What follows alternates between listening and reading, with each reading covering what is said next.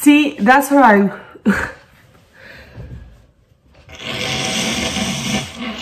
I can't talk, like everything here is closed. I can't even hear myself. Hey guys, welcome back to my channel. I hope everything's good with you guys. So today I have decided to react on Led Zeppelin Communication Breakdown live in 1969. So if you want to see my reaction, then please keep on watching.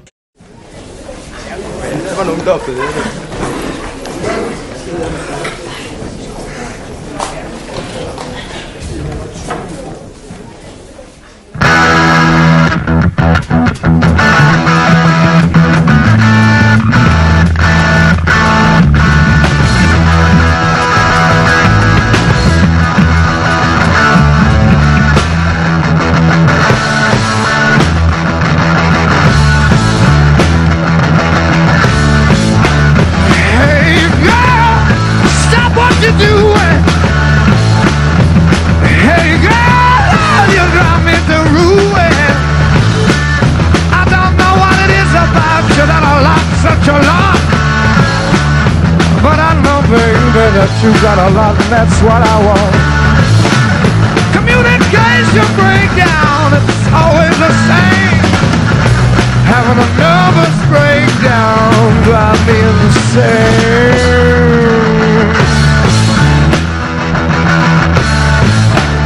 Hey, yeah, I got something you ought to know. Hey, baby, I wanna tell you that I love you so. I wanna hold you in my arms, yeah. I'm never gonna let you go, 'cause I like your charm. Communication breakdown, it's always the same. Having a nervous breakdown drive me insane.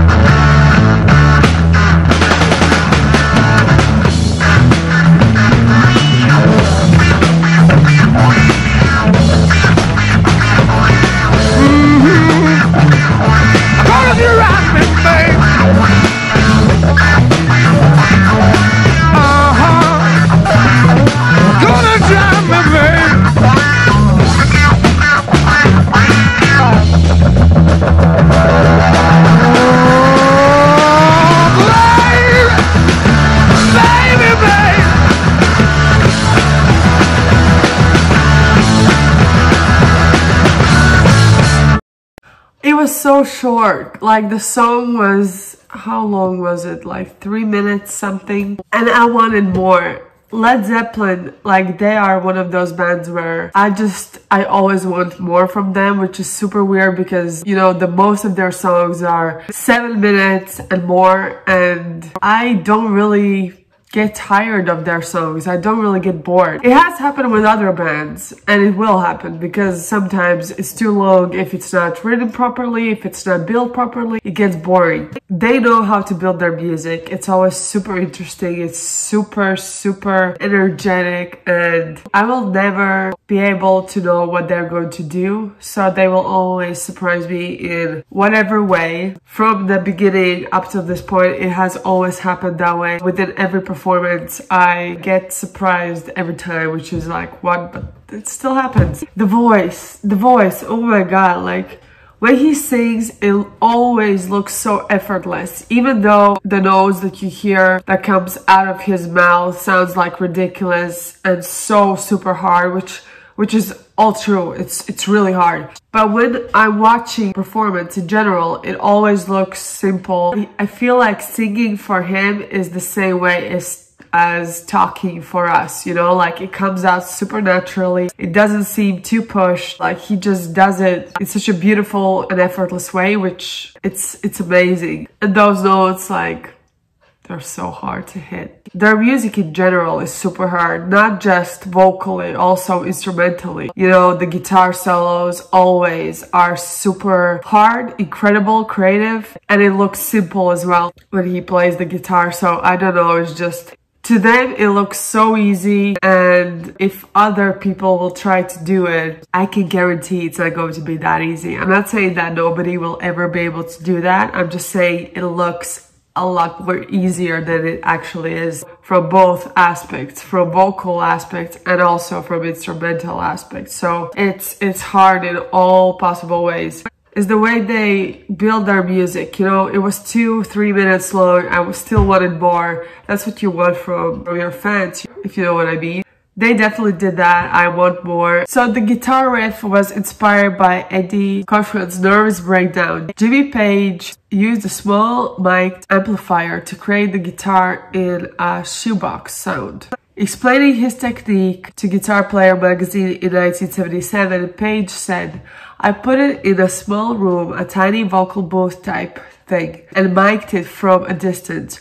You see, there's a very old recording maxim which goes distance makes depth. I have used that a hell of a lot on recording techniques with the band generally, not just me. You're always used to them close miking amps, just putting the microphone in front.